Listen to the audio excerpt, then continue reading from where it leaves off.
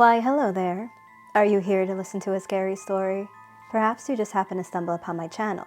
Well, my name is DANIEDREADFUL, and that's what I do here. I tell creepypasta, true paranormal, and sometimes I even sprinkle in a little classic horror. Now, if that all sounds good to you, why not stay and hit that subscribe button? If you're already subscribed, well, welcome back, my beautiful creepy people. Tonight, we're diving into some of the most haunted locations in Texas. As a Texan myself, I vowed to never step foot in any of these places. So without further ado, grab your blankets, grab your whiskey, wine, or coffee, whichever you prefer, and let's get into tonight's terrifying true encounters.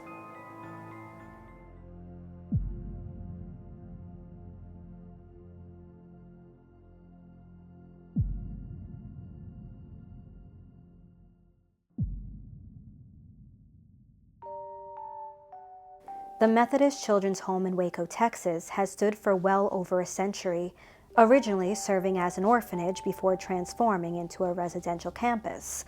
While its purpose was to provide care and stability, the home also became the stage for countless unsettling encounters. One former resident who lived there between 2011 and 2014 vividly recalls the supernatural experiences she endured during her time at the Perkins unit, an old building that has since been turned into a museum. From the moment she arrived, there was an unshakable feeling of being watched, a heaviness in the air that seemed to seep into every corner of the room. Her unease began to escalate during a quiet afternoon when she lay in her room, trying to rest. The house was nearly empty that day, with most of the girls downstairs or away.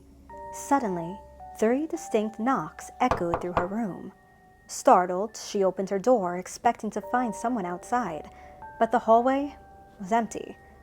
Moments later, the knocks came again, louder this time, and they weren't coming from her door.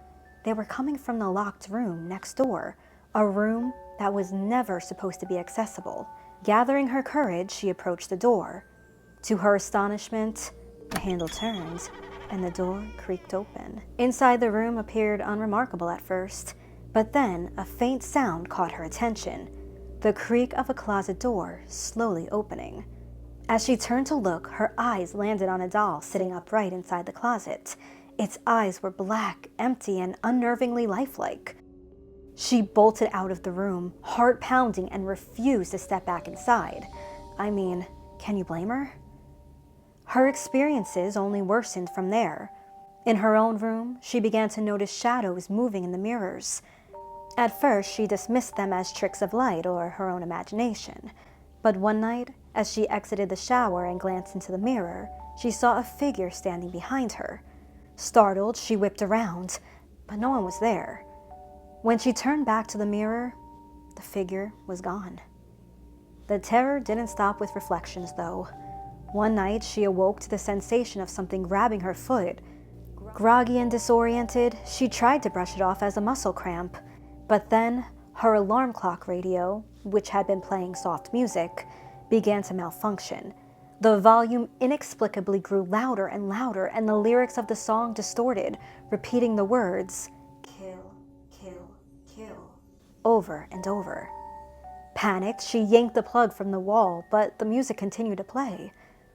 Desperate, she ran to the home parents' room for help. When they returned to her room, the radio had gone silent, and the parent dismissed her experience as a bad dream. But the next night, at precisely 3 a.m., the witching hour, she awoke again, this time paralyzed with fear, as she saw something clawing its way up the foot of her bed. The creature had long, thin limbs and sharp claws that scratched against the mattress. She let out a shriek, and as if startled by the sound, the entity slinked back under the bed, just as the other girls burst into the room to check on her. These experiences were just the beginning.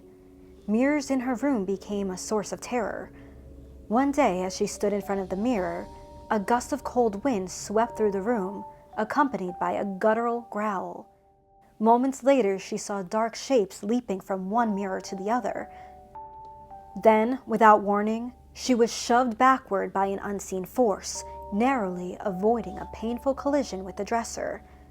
Despite her pleas to switch rooms, she was initially denied. Eventually, after enduring more unexplained knocks, scratches, and growls, the unit pastor was called in to bless the room and cover the mirrors with towels. But this only seemed to anger whatever presence lingered there, intensifying the activity. Her torment followed her even when the girls were moved to a different unit, the Perkins building repurposed as a museum. The haunting presence seemed to cling to her as though it refused to let her escape. Even her final days at the Methodist Children's Home were marked by strange, unexplainable occurrences. For her, the Methodist Children's Home was not just a place to live.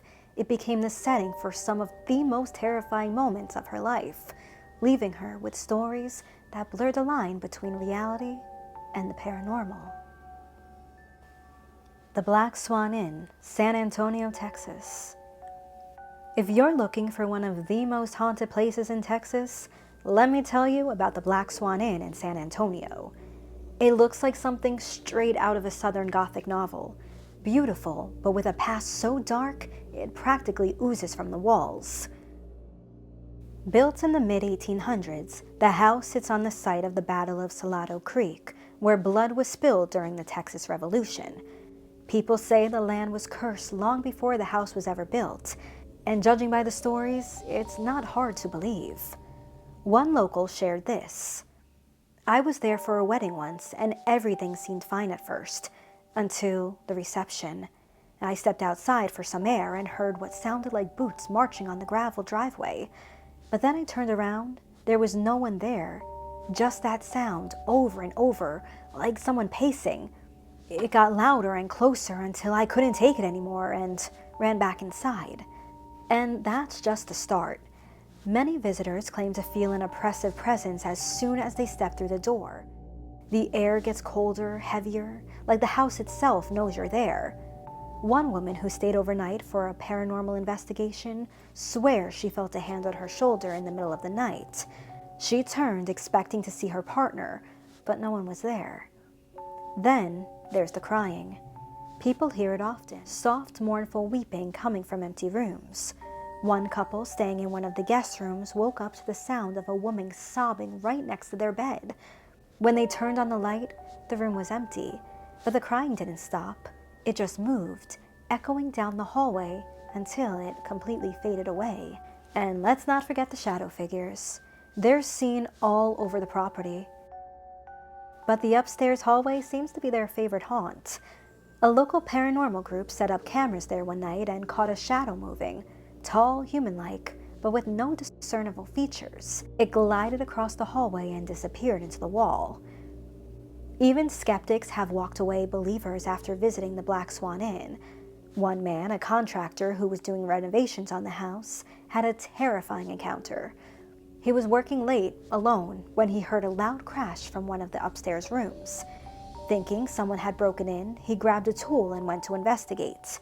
The room was empty, but when he turned to leave, the door slammed shut behind him.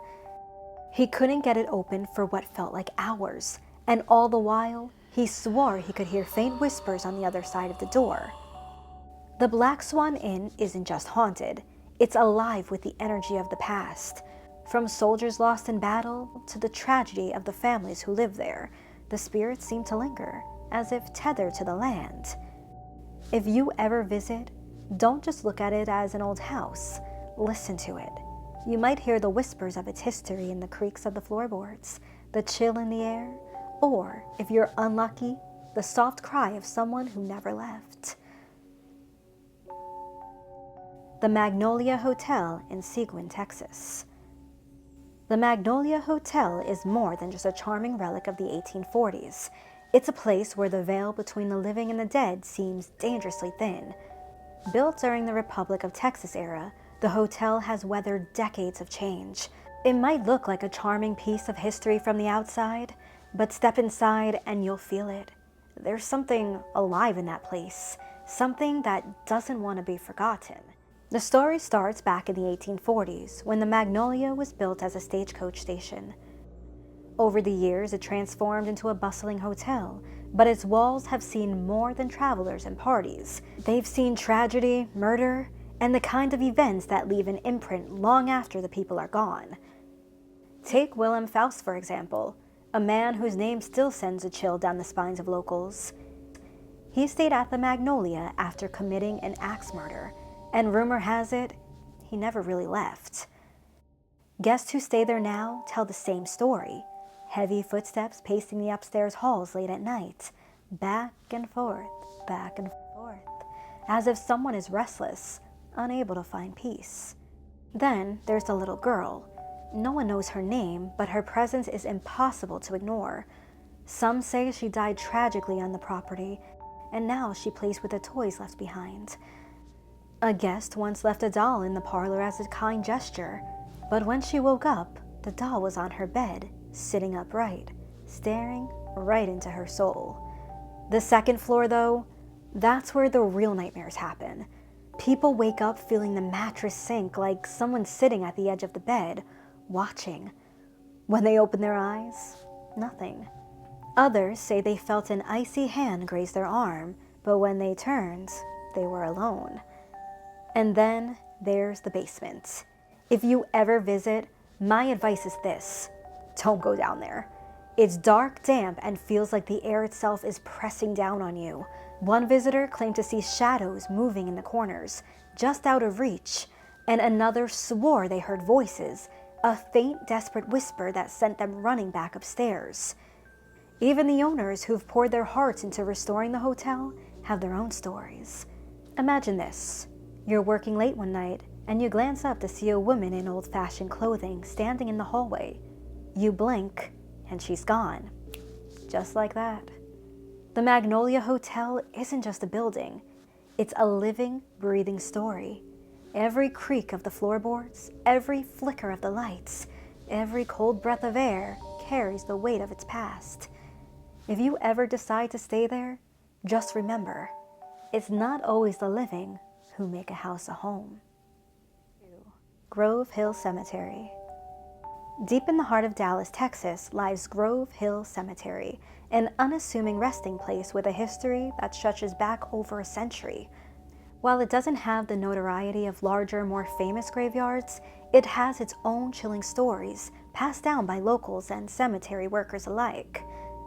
Grove Hill Cemetery is said to be a hotbed of paranormal activity, with its most infamous tale involving the Weeping Woman. Near the back of the cemetery stands a modest grave adorned with an angel statue. The statue, though serene by day, transforms into something far more unsettling at night. And some even swear they've seen the angel statue move, its head tilted slightly as though watching them. One story comes from a former groundskeeper who worked at Grove Hill during the late 1990s. He recounted his late-night rounds when he heard footsteps trailing behind him on the gravel path. Turning around, he saw nothing, but the sound persisted. When he reached the angel statue, the crying began. Soft at first, then growing louder as if the mourning echoed through the cemetery. He quit his job shortly after. The cemetery is also known for ghostly lights that dance among the tombstones. These lights, described as faint blue orbs, often appear around midnight and vanish as suddenly as they materialize. Paranormal investigators have tried to capture these anomalies on video, but the lights seem to evade any tangible proof, leaving only personal accounts of the eerie phenomenon. Perhaps the most unsettling tale involves a small mausoleum near the center of the cemetery. Visitors report hearing scratching sounds from within its sealed walls. Some claim that on quiet nights, faint whispers can be heard, pleading for release. Despite efforts to debunk these claims, the mausoleum remains a source of fascination and fear for those who visit Grove Hill Cemetery. For locals, Grove Hill is more than a burial ground. It's a place where the past refuses to rest, and the whispers of the departed weave an eerie tapestry of tales that linger long after you've left its gates. Presidio La Bahia, a centuries-old fortress steeped in history. It's a quiet place now, but if the walls could speak, they'd tell stories of bloodshed, betrayal, and loss. And maybe, just maybe, they still do. Built in the 1700s, the Presidio was a strategic stronghold during the Texas Revolution, but it's best remembered for the Goliad Massacre. Hundreds of Texan soldiers were executed on these grounds, their final prayers drowned out by the sound of gunfire. That kind of tragedy doesn't just disappear. It leaves a mark, a scar that echoes through time. One visitor shared an experience that will make your skin crawl. They were part of a small group staying overnight as part of a historical program. Around midnight, when most of the group was asleep, they decided to explore the chapel, where many of the Texan soldiers spent their last hours. As they approached, they heard soft murmurs, like prayers, but faint, almost like a memory lingering in the air. When they opened the chapel doors, it was empty, the voices stopped, but the sense of being watched didn't. And the sentry? Oh, he's a legend. More than one person has claimed to see a figure patrolling the walls of the fort, rifle in hand, as if still guarding his post. One man swears he watched the shadowy figure for nearly a minute before calling out to him. The figure turned, just enough to catch the faintest detail of face, before vanishing into thin air. The Presterio isn't just about sounds and shadows, though. Some people have felt an invisible hand tug at their clothing, as if pleading for help. Others say they've seen boot prints appear in the dust, leading down a hallway, but no one else is there. And then there's the energy of the place itself. People describe it as heavy, oppressive, like the air is thicker than it should be. One visitor said it was like walking into a storm, charged, tense, as though something unseen was just waiting to be acknowledged. The scariest stories, though, come from the barracks.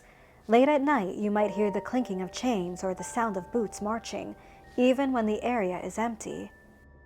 One woman claims she woke up to the unmistakable sound of a man crying, heart-wrenching sobs that seemed to echo through the stone walls. Presterio La Bahia is more than a historic landmark. It's a place where the past isn't just remembered, it's relived. Whether it's the spirits of soldiers who never got to leave, or the echo of prayers unanswered, this fortress is alive in ways most wouldn't dare to imagine.